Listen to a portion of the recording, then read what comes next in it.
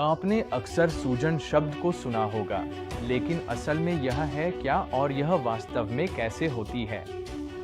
नमस्ते सभी को, मैं डॉक्टर चानू दसारी हूँ। मैं अपने क्लाइंट्स को माइंड पेट इम्यूनिटी मेथड का उपयोग करके उनकी इम्यून सूजन और पाचन संबंधी समस्याओं को हल करने में मदद करता हूँ। इस क्लिनिकल अप्रोच ने मेरे हजारों मरीजों को उनके लक्षणों से छुटकारा दिलाने में मदद की है, कुछ को तो सिर्फ 6 हफ्तों में ही, वो भी बिना किसी जटिल या महंगे इलाज के। इस वीडियो में मैं आपको सूजन के 3 मुख्य रास्ते दिखाऊंगा जो अल्सरेटिव कोलाइटिस के लक्षणों को और भी खराब कर देते हैं। मैं आपको बताऊंगा कि सूजन बायोकेमिकल स्तर पर कैसे काम करती है और इन हानिकारक रास्तों से कैसे बचा जाए ताकि सूजन को जल्दी से पलटा जा सके। यह विषय थोड़ा गहराई में जाता है, लेकिन मैं वादा करता हूं कि अगर आप अंत तक बने रहेंगे तो मैं कुछ व्यावहारिक बातें साझा करूंगा जिन्हें आप सूजन से बचने और लक्षणों को दूर करने के लिए इस्तेमाल कर सकते हैं। यह सामग्री मेरी माइंडरेट इम्यूनिटी अकादमी से ली गई है, जहां आप जैसे लोग सीखते हैं कि अपनी अल्सरेटिव कोलाइटिस के लक्षणों को हमेशा के लिए कैसे हराया जाए,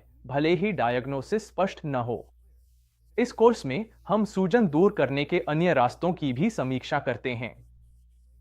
मेरे कुछ अन्य वीडियो में मैंने बताया था कि अल्सरेटिव कोलाइटिस की सूजन के 5 मुख्य ट्रिगर होते हैं और इन 5 ट्रिगर्स में डाइट, पाचन, नींद, तनाव और व्यायाम शामिल हैं। और अगर आप उस वीडियो को बैकग्राउंड के लिए देखना चाहते हैं तो ऊपर दिए गए लिंक पर नजर डालें। अब इससे आगे बढ़ने से पहले लाइक और सब्सक्राइब करना न भूलें और नोटिफिकेशन बेल दबाएं ताकि आप हमेशा अपडेट रहें। मैं ऐसे वीडियो बनाता हूं जो अल्सरेटिव कोलाइटिस से जूझ रहे किसी भी व्यक्ति के लिए जरूरी हैं, जो अपने लक्षणों को हमेशा के लिए ठीक करना चाहता है। और यह वाकई में बहुत उपयोगी जानकारी है जो शायद आपको कहीं और नहीं मिलेगी। अब सूजन के विषय पर जो सबसे बड़ी गलती मैं लोगों में देखता हूं वो यह है कि वे सोचते हैं कि सूजन सिर्फ एक प्रक्रिया है, लेकिन असल में इसमें सैकड़ों बायोकेमिकल रास्ते शामिल होते हैं। और अगर आपके लक्षण बहुत ज्यादा हैं तो इनमें से कई रास्ते एक साथ सक्रिय हो सकते हैं।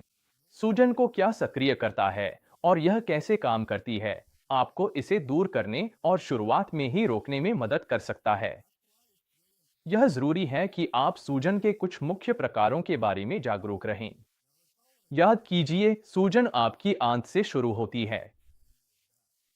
अब आपको जानकर हैरानी नहीं होनी चाहिए क्योंकि आपकी प्रतिरक्षा प्रणाली का लगभग 70 से 80% हिस्सा आपकी आंत में होता है। तो जब आपको अल्सरेटिव कोलाइटिस जैसी सूजन संबंधी बीमारी होती है तो आपको अपने खान पान और पाचन पर ध्यान देना चाहिए।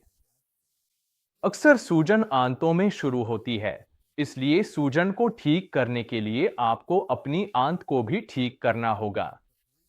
तो 3 प्रकार की सूजन पर चर्चा से पहले, अगर आप सच में अपनी आंत ठीक करके अल्सरेटिव कोलाइटिस चाहते हैं तो मेरी एक फ्री ट्रेनिंग देखें, जिसमें मैं आपको रणनीतियां बताता हूं जिनसे मेरे क्लाइंट्स को 6 हफ्तों के भीतर मिली है। आप इसे नीचे दिए गए लिंक से देख सकते हैं।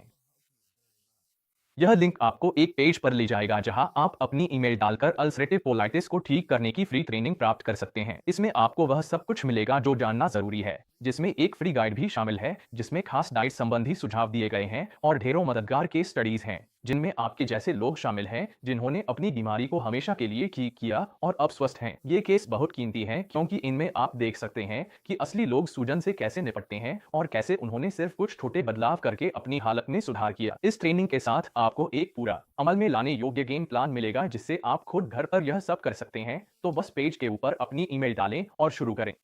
अब बात करते हैं सूजन के 3 प्रकारों के बारे में। मैंने यह वीडियो पहले रिकॉर्ड किया था और इसमें बताया गया है कि इम्यून सिस्टम 3 तरीकों से कैसे सक्रिय होता है। हिस्टामिन पाथवे शायद सबसे महत्वपूर्ण रास्तों में से एक है जिसे जानना जरूरी है। यहाँ मेरे एक मरीज का उदाहरण है जिसके शरीर में कैंडिडा के अत्यधिक बढ़ने के कारण इओसिनोफिल्स की मात्रा बहुत ज्यादा थी। उसके शरीर में हिस्टामिन का स्तर इतना ज्यादा था कि बस हल्के से त्वचा को छूने पर ही 30 सेकंड में वह चमकीले चुकंदर जैसे लाल रंग की हो जाती थी। इसे डर्माटोग्राफिया कहते हैं। यह पित्ती का एक रूप है। दुर्भाग्य से बहुत से लोगों को ऐसी हिस्टामिन प्रतिक्रिया होती रहती है और उन्हें इसका अंदाजा नहीं होता। मैं एक गलतफहमी ठीक करना चाहता हूं। अधिकतर लोग सोचते हैं कि अगर उन्हें एलर्जी है तो बाहरी चीज से होती है, जैसे घास, सूखी घास, फूल, धूल या फफूंदी। हालांकि यह आंशिक रूप से सही है, लेकिन यह जानना जरूरी है कि इंसानी शरीर में ज्यादातर हिस्टामिन असल में आंतों में मौजूद बैक्टीरिया द्वारा बनता है, जो हिस्टिडीन को हिस्टामिन में बदलते हैं। हिस्टिडीन एक अमीनो एसिड है, कुछ प्रोटीन में पाया जाता है। हिस्टिडीन हिस्टामिन में बदल जाता है, जो एलर्जिक प्रतिक्रियाएं शुरू कर देता है। हिस्टिडीन युक्त खाद्य पदार्थों और हिस्टामिन उत्तेजित करने वाले खाद्य पदार्थों को सीमित करना जरूरी है। इनमें शेलफिश, मूंगफली और अनानास शामिल हैं, पर सबसे बड़ा उत्तेजक कार्बोहाइड्रेट होते हैं, जैसे चीनी, bread, crackers, chips, juice, pasta, मिठाइयाँ और कुछ फल। ये सभी मीठे खाद्य पदार्थ हानिकारक बैक्टीरिया को पोषण देते हैं और कैंडिडा के अत्यधिक विकास को उत्तेजित करते हैं, जो यीस्ट और फंगस है। ये हानिकारक बैक्टीरिया और कैंडिडा रक्त प्रवाह में बहुत अधिक मात्रा में हिस्टामिन का उत्पादन करते हैं, जिससे एलर्जी, थकान, अपच, चकत्ते, पित्ती, शरीर में दर्द और बहती नाक जैसी समस्याएं होती हैं। तो हम इस जानकारी का फायदा कैसे उठा सकते हैं? तो एक आसान जवाब है। ए, कम स्टार्च वाले खाद्य पदार्थ खाएं। बी, ज्यादा हरी पत्तेदार सब्जियां और उच्च फाइबर वाले खाद्य पदार्थ खाएं। सी, अपनी आंतों की सेहत सुधारें। दिन में 2 से 4 बार नियमित मल त्याग करें। प्रोबायोटिक्स भी दिन में 2 से 4 बार लें और फाइटोन्यूट्रिएंट्स का सेवन करें। डी, उन खाद्य पदार्थों से दूर रहें जिनमें हिस्टिडीन की मात्रा अधिक हो, क्योंकि यह हिस्टामिन का अग्रदूत अणु है। लोग मानते हैं कि आंतों के बैक्टीरिया या कैंडिडा को साफ करने के लिए एंटीबायोटिक या एंटीफंगल आवश्यक हैं। आपको 2 से 4 बार मल त्याग करें। प्रोबायोटिक्स से आप दिन में 2 से 4 बार फिर से आबाद कर सकते हैं। अगर आप ऐसा करते हैं तो एंटीबायोटिक्स और एंटीफंगल्स की शायद ही कभी जरूरत पड़ती है। साथ ही अगर आप एंटीबायोटिक या एंटीफंगल लेते हैं तो बस याद रखें कि यह केवल पहले कुछ दिनों के लिए ही असर करता है। उसके बाद जठरांत्र तंत्र में फिर से बैक्टीरिया और कैंडिडा आ जाते हैं, खासकर अगर आपकी डाइट खराब है।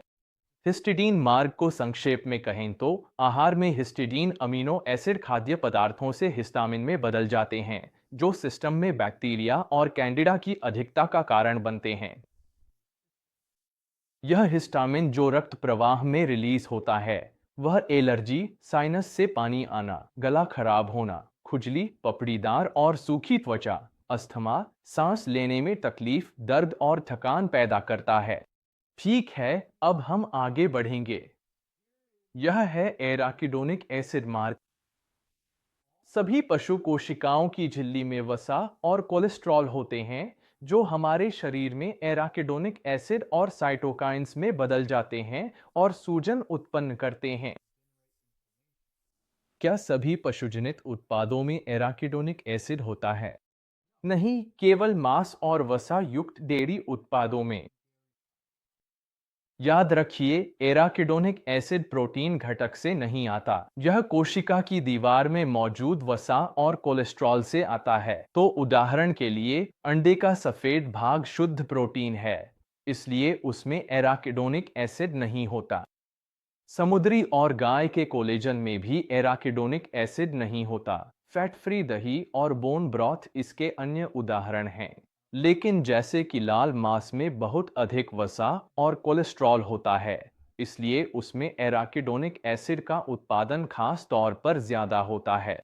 लेकिन दुर्भाग्यवश सफेद मांस, पोल्ट्री और मछली में भी पर्याप्त मात्रा में एराकिडोनिक एसिड होता है, क्योंकि इनमें लिपिड कोलेस्ट्रॉल होता है। इसी वजह से मांस और डेयरी का सेवन सीमित करने से सूजन में सुधार आता है। अब मैं नमक के रास्ते के बारे में बात करना चाहता हूँ। तो बात यह है, हर कोई जानता है कि ज्यादा नमक खाने से अगले दिन सूजन और फूला हुआ महसूस होता है।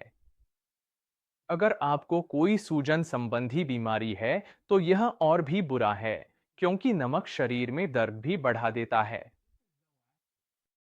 टेबल सॉल्ट यानी सोडियम क्लोराइड एक खास तरह की श्वेत रक्त कोशिका को सक्रिय करता है, जिसे H17 कहा जाता है।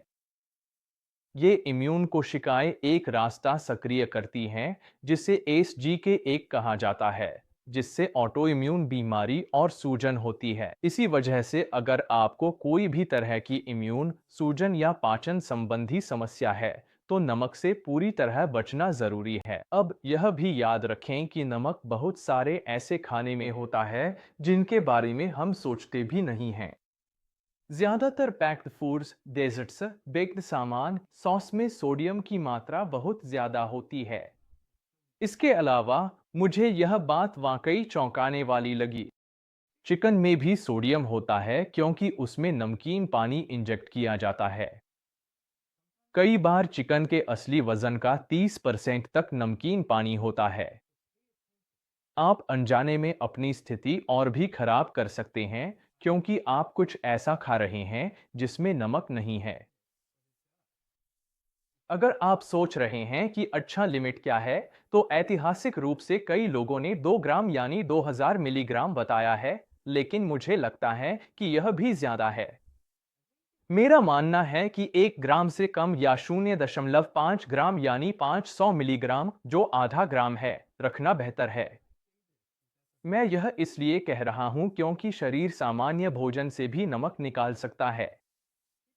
ध्यान रखें, कुछ 100 साल पहले तक, जब मांस को संरक्षित करने के लिए नमक की खोज और व्यापार शुरू हुआ, तब तक इंसान अपने खाने में नमक नहीं मिलाता था।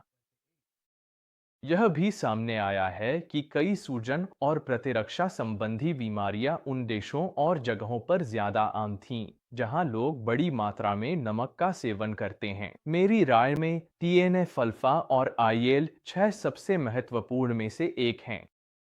जब भी शरीर में सूजन के लिए कोई ट्रिगर होता है, तो शरीर के पास उससे सही या गलत तरीके से निपटने का विकल्प होता है। अगर प्रतिरक्षा तंत्र अनुपयोगी तरीके से प्रतिक्रिया करता है, तो शरीर ऐसी सूजन पैदा करेगा जो अपनी ही ऊतकों पर हमला करेगी। IL-6 और TNF अल्फा सेल सिग्नलिंग अणु हैं जिन्हें आप खून में माप सकते हैं, और ये भविष्यवाणी करते हैं कि शरीर अस्वस्थ या स्वस्थ प्रतिक्रिया देगा। असल में ये साइटोकाइंस कई तरह की पुरानी बीमारियों में शामिल होते हैं। IL-6 और TNF अल्फा के सबसे शक्तिशाली सक्रियकों में आहार में वसा, खासकर पशु वसा, लाल मांस में, लेकिन सामान्य रूप से सभी मांस में, मक्खन, डेयरी और पनीर समस्या पैदा करते हैं। जिन लोगों में IL-6 और TNF अल्फा का स्तर सबसे कम होता है, वे फाइटोन्यूट्रिएंट डाइट का पालन करते हैं, जिसमें सेहतमंद सब्जियां और जैतून के तेल जैसे अच्छे वसा शामिल होते हैं। अन्य कारगर चीजों में इंटरमिटेंट फास्टिंग भी शामिल है। एक और दिलचस्प अध्ययन दिखाता है कि भले ही आप पूरी तरह सही भोजन न करें, लेकिन आहार में फाइटोन्यूट्रिएंट्स, खासकर पॉलीफेनोल्स की मात्रा बढ़ाने से आंतों में भोजन से होने वाली IL-6 की उत्पत्ति कम हो जाती है।